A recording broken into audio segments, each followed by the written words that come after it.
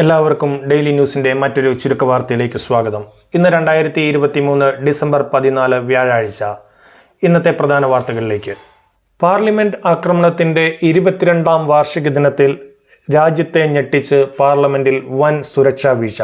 പുതിയ പാർലമെന്റ് മന്ദിരത്തിലെ ലോക്സഭയുടെ സന്ദർശക ഗാലറിയിൽ നിന്ന് 2 യുവാക്കൾ ലോക്സഭാ ചേംബറിലേക്ക് ചാടിയിറങ്ങുകയും അതിലൊരാൾ അംഗങ്ങളുടെ ഇരിപ്പിടത്തിന് മുകളിലൂടെ സ്പീക്കറുടെ ഇരിപ്പിടത്തിനരികിലേക്ക് കുതിക്കുകയും ഷൂവിനുള്ളിൽ ഒളിപ്പിച്ചിരുന്ന ഗ്യാസ് കനിസ്റ്റർ പുറത്തെടുത്ത് മഞ്ഞ നിറത്തിലുള്ള പുക ഉയർത്തുകയും ചെയ്തത് പരിഭ്രാന്തി പരത്തി. 2 പേരെയും നിമിഷങ്ങൾക്കകം എംപിമാരും സുരക്ഷാ ഉദ്യോഗസ്ഥരും ചേർന്ന് കീഴ്പ്പെടുത്തി.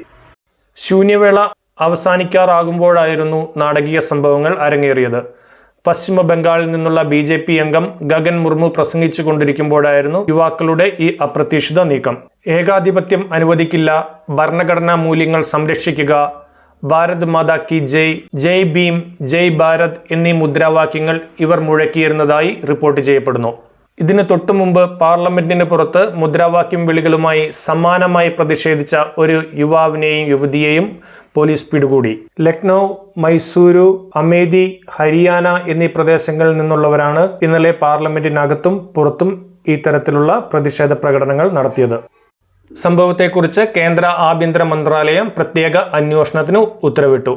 ഇതിനായി രൂപീകരിച്ച പ്രത്യേക അന്വേഷണ സമിതിക്ക് CRPF director general Aneesh Dayal നേതൃത്വം നൽകും. നമ്മൾ ഒരു നിമിഷം വാർത്തയിൽ നിന്ന് വ്യതിചലിക്കുന്നു. ദൈനംദിനം സംപ്രേഷണം ചെയ്യുന്ന 5 മുതൽ 8 മിനിറ്റ് വരെ ദൈർഘ്യമുള്ള ഈ വാർത്തയ്ക്ക് ഏകദേശം 2.5 മണിക്കൂറോളം പ്രയത്നം ആവശ്യമായി വരുന്നുണ്ട്. അതുകൊണ്ട് തന്നെ നിങ്ങളുടെ എല്ലാവരുടെയും അകമഴിഞ്ഞ സഹകരണം ഞങ്ങൾ പ്രതീക്ഷിക്കുന്നു. നിങ്ങൾ ഇതുവരെയായി ഈ ചാനൽ സബ്സ്ക്രൈബ് ചെയ്തിട്ടില്ല എങ്കിൽ ദയവ് ചെയ്ത് സബ്സ്ക്രൈബ് ചെയ്യുകയും ബെല്ലൈക്കൺ അമർത്തുകയും ചെയ്യുക. നമ്മൾ വീണ്ടും വാർത്തയിലേക്ക് തിരിച്ചു വരുന്നു. കഴിഞ്ഞ 6 ദിവസമായി ശബരിമല തീർത്ഥാടകർ അനുഭവിക്കുന്ന ദുരിതത്തിന് നേരിയ രീതിയിലുള്ള ശമനം വന്നതായി റിപ്പോർട്ടുകൾ. നിലയ്ക്കലും ഇലവെങ്കിലും ഉണ്ടായിരുന്ന നിയന്ത്രണങ്ങൾ എടുത്തുമാറ്റിയതോടെ പമ്പയിൽ ഭക്തർക്ക് 4 മണിക്കൂർ വരെ ക്യൂ നിൽക്കേണ്ടി വന്നതായി റിപ്പോർട്ടുകൾ ചൂണ്ടിക്കാട്ടുന്നു. അതിനിടെ ഹൈക്കോടതി നിർദ്ദേശപ്രകാരം വെർച്വൽ ക്യൂ വഴി സന്നിധാനത്ത് പ്രവേശിക്കുന്നവരുടെ എണ്ണം പ്രതിദിനം 80,000 ക്രമപ്പെടുത്തി.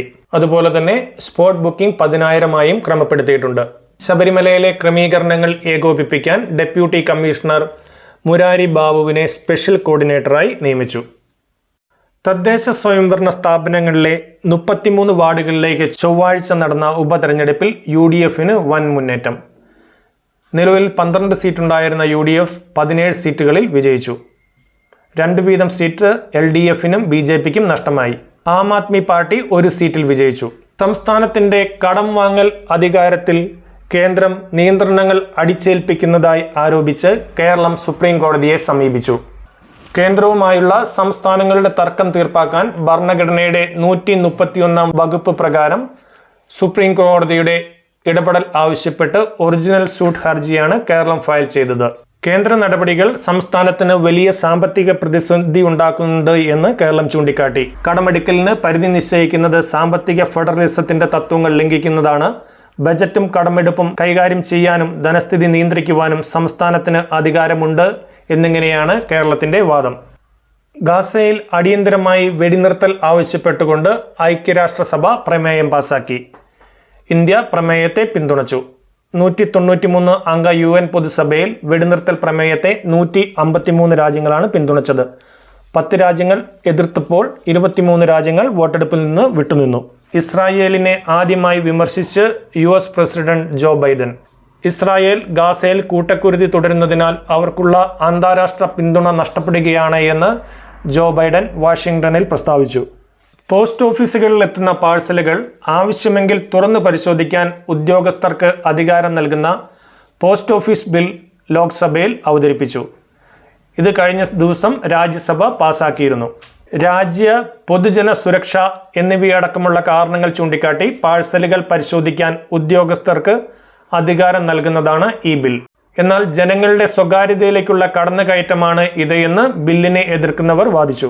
വയനാട് സുൽത്താൻ ബത്തേരി വാഗേരി പഞ്ചായത്തിൽ നരഭോജി കടുവയെ 5 ദിവസം കഴിഞ്ഞിട്ടും പിടികൂടുവാൻ സാധിച്ചിട്ടില്ല എന്ന് റിപ്പോർട്ടുകൾ. 100ഓളം പേരുള്ള ദൗത്യസേന ഇതിനുവേണ്ടി വ്യാപകമായ തെരച്ചിൽ തുടരുകയാണ്. അതേസമയം കടുവയെ വെടിവെച്ച് കൊല്ലുവാനുള്ള ചീഫ് വൈൽഡ് ലൈഫ് വാർഡന്റെ ഉത്തരവിനെതിരെ നൽകിയ പൊതു താൽപര്യ ഹർജി 25,000 രൂപ പിഴ ചുമത്തി ഹൈക്കോടതി തള്ളിക്കളഞ്ഞു. Animal and nature ethics community നൽകിയ ഹർജിയാണ് chief justice Ashish J Desai ഉൾപ്പെട്ട ഡിവിഷൻ ബെഞ്ച് പിഴ ചുമത്തി തള്ളിക്കളഞ്ഞത്. 2 ആഴ്ചയ്ക്കുള്ളിൽ പിഴത്തുക സംസ്ഥാന ലീഗൽ സർവീസസ് അതോറിറ്റിയിൽ നിക്ഷേപിക്കണമെന്നും ഡിവിഷൻ ബെഞ്ച് നിർദ്ദേശിച്ചു. കേരളത്തിൽ നിന്ന് ഗൾഫ് രാജ്യങ്ങളിലേക്ക് യാത്രാക്കപ്പൽ സർവീസ് ആരംഭിക്കുന്നതിൻ്റെ സാധ്യത പരിശോധിക്കുന്നു. സർവീസ് നടത്തിപ്പ് സംബന്ധിച്ച് ജനുവരി അവസാന വാരം ടെൻഡർ ക്ഷണിക്കാനാണ് ശ്രമമെന്ന് ഹൈബി ഈഡൻ എംപിയുടെ ചോദ്യത്തിന് കേന്ദ്ര തുറമുഖ കപ്പൽ ഗതാഗത മന്ത്രി സർബാനന്ദ സനോവാൾ ലോക്സഭയിൽ നൽകിയ മറുപടിയിൽ അറിയിച്ചു. ആദ്യഘട്ടത്തിൽ കൊച്ചി ദുബായ് സെക്ടറിൽ തുടങ്ങാൻ ഉദ്ദേശിക്കുന്ന കപ്പൽ സർവീസ് കഴിയുമെങ്കിൽ ബേപ്പൂരിലേക്ക് നീട്ടുവാൻ ആലോചനയുള്ളതായി റിപ്പോർട്ടുകൾ ചൂണ്ടിക്കാട്ടുന്നു. നവകേരള സദസ്സിന്റെ ഭാഗമായി മുഖ്യമന്ത്രിയുടെ വാഹന വ്യൂഹം കടന്നുപോയ വഴിയിൽ കറുത്ത ഷർട്ട് ധരിച്ചു നിന്നു എന്ന ആരോപണത്തിൽ പഞ്ചായത്ത് അംഗത്തെ പോലീസ് അറസ്റ്റ് ചെയ്തതായി ആരോപണം. അഗതി മന്ദിരത്തിൽ നൽകാനായി പൊതിച്ചോറ് ശേഖരിക്കാൻ റോഡിൽ നിന്ന വാർഡ് മെമ്പറെയാണ് വാകത്താനം പോലീസ് അറസ്റ്റ് ചെയ്തത് എന്നാണ് പത്രറിപ്പോർട്ടുകൾ ചൂണ്ടിക്കാട്ടുന്നത്.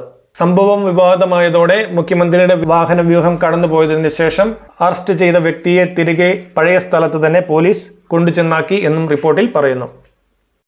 ഗവർണർ ആരിഫ് മുഹമ്മദ് ഖാനെ SFI പ്രവർത്തകർ വഴിയിൽ തടയുകയും കാർ ആക്രമിക്കുകയും ചെയ്ത കേസിൽ പ്രോസിക്യൂഷൻ നിലപാട് മയപ്പെടുത്തുന്നു എന്ന് റിപ്പോർട്ടുകൾ. പ്രതികളുടെ ജാമ്യാപേക്ഷയിൽ വാദം നടക്കുമ്പോഴാണ് SFIയുടേത് പ്രതിഷേധം മാത്രമായി കാണാനാകൂ എന്നും മറ്റു രീതിയിൽ ഇതിനെ വ്യാഖ്യാനിക്കാനാകില്ല എന്നും അസിസ്റ്റന്റ് പബ്ലിക് പ്രോസിക്യൂട്ടർ നിലപാടെടുത്തത്. SFI പ്രവർത്തകർ ചെയ്തത് ഗുരുതരമായ കുറ്റകൃത്യമാണ് എന്നും ജാമ്യം നൽകരുതെന്നുമായിരുന്നു കഴിഞ്ഞ ദിവസം കോടതിയിൽ പ്രതികളെ ഹാജരാക്കിയപ്പോൾ APP വാദിച്ചത്. എന്നാൽ സർവകലാശാല സെനറ്റിലേക്ക് തനിക്ക് താൽപ്പര്യമുള്ളവരെ ഗവർണർ നാമനിർദ്ദേശം ചെയ്തതിനെതിരെയാണ് പ്രതിഷേധിച്ചത് എന്നും നിയമനം നടന്ന് ദിവസങ്ങൾക്ക് ശേഷമാണ് ഇത്തരത്തിൽ പ്രതിഷേധമുണ്ടായത് എന്നും APP കോടതിയിൽ പറഞ്ഞു. നിയമനം നേരത്തെ കഴിഞ്ഞതിനാൽ സ്വാഭാവിക പ്രതിഷേധമായി മാത്രമേ ഇതിനെ കാണാനാകൂ എന്നാണ് APPയുടെ നിലപാട്. ഇതേ വാദം തന്നെയാണ് പ്രതികളുടെ അഭിഭാഷകനും ഉന്നയിച്ചത്. ജാമ്യാപേക്ഷയിൽ കോടതി ഇന്ന് വിധി പറയും. അതിനിടെ ഗവർണറുടെ വാഹനത്തിന് പൈലറ്റ് പോയ പോലീസ് വാഹനം വേഗം കുറച്ചതും പോലീസുകാർ വാഹനത്തിൽ നിന്ന് ഇറങ്ങിയതും SFIക്കാരായ പ്രതിഷേധക്കാർക്ക് അനുകൂലമായെന്ന് ഉന്നത പോലീസ് ഉദ്യോഗസ്ഥർ. ഇക്കാര്യം സ്ഥിരീകരിക്കുന്ന CCTV ക്യാമറ ദൃശ്യങ്ങൾ സമീപ പ്രദേശത്ത് നിന്ന് പോലീസ് ശേഖരിച്ചതായാണ് റിപ്പോർട്ടുകൾ. ഗവർണർക്കെതിരെ പ്രതിഷേധത്തിന്റെ പേരിൽ നടന്നത് ആക്രമണമാണ് എന്നും കല്ലെറിയാൻ ഗൂഢാലോചന നടന്നിരുന്നുവെന്നും സുരക്ഷയിലുണ്ടായത് അതിഗുരുതരമായ വീഴ്ചയാണ് എന്നും കേന്ദ്ര ഇന്റലിജൻസ് ബ്യൂറോ കേന്ദ്ര ആഭ്യന്തര മന്ത്രാലയത്തിന് റിപ്പോർട്ട് നൽകി. അതിനിടെ ഗവർണറുടെ വിരട്ടലൊന്നും കേരളത്തിൽ ഏശില്ല എന്ന് മുഖ്യമന്ത്രി പിണറായി വിജയൻ പ്രതികരിച്ചതായി ഒരു ദേശീയ മാധ്യമം ചൂണ്ടിക്കാട്ടുന്നു. ലക്ഷദ്വീപിലെ സ്കൂളുകളിൽ കേരള മലയാളം സിലബസ് നിർത്തലാക്കുവാൻ തീരുമാനിച്ചു.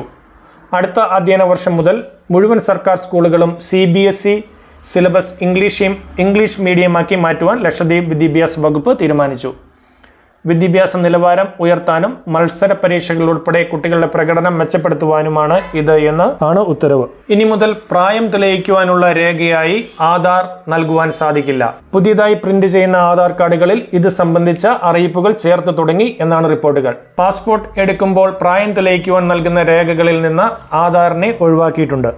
ദക്ഷിണാഫ്രിക്കയ്ക്കെതിരായുള്ള 2020 പരമ്പരയിലെ 3ാമത്തെ മത്സരം ഇന്ന് ജോഹനാസ്ബർഗിൽ നടക്കും. ഇതോടുകൂടി ഇന്നത്തെ ചുരുക്കവാർത്തകൾ സമാപിക്കുന്നു. നിങ്ങൾക്കെല്ലാവർക്കും ഒരു മനോഹരമായ ദിനം ആശംസിക്കുന്നു. നന്ദി, നമസ്കാരം.